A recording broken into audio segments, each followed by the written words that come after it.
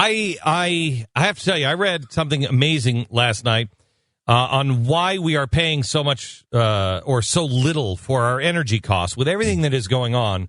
Why has our electricity bill not skyrocketed more than it already has? The answer is fracking.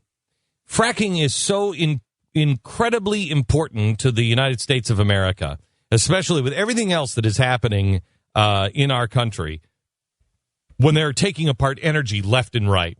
The only thing that has saved us is natural gas.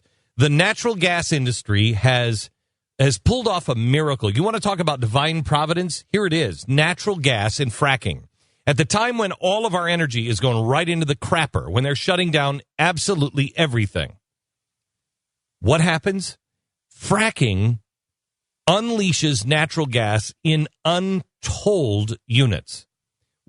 We had no idea how much energy we really sat on. We all guessed that we were an energy leader for the rest of the world, but it's absolutely true. It shows now that we are the leader, the absolute leader in energy.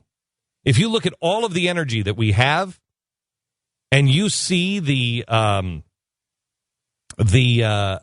natural gas situation now, natural gas is almost, relatively speaking, gone to free.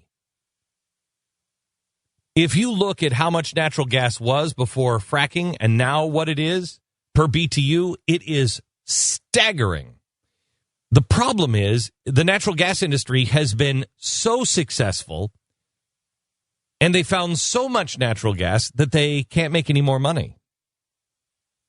It is really, honestly, as close to free as energy will ever get. When fracking was first considered and they were thinking, we could try fracking and let's give that a shot. It's been around for a while. Let's give that a shot and see what happens. They had to buy all of the equipment and all of the infrastructure. And the guys thought, if we could cut the price of natural gas by a third, we'll make a ton of money and we'll be able to provide untold amounts of energy and make a ton of money. So it's worth the investment. Let's invest. So they invested. What happened when they invested? They found much more. They unleashed much more than they ever thought possible. And it made the price of natural gas plummet to where it's almost free. They can't pump it out of the ground. They can't get it. They can't afford to do it. Now these smaller companies are starting to go under because they invested in all of this infrastructure. And because the price of natural gas is so low, they can't pay the mortgage payments on all of their infrastructure.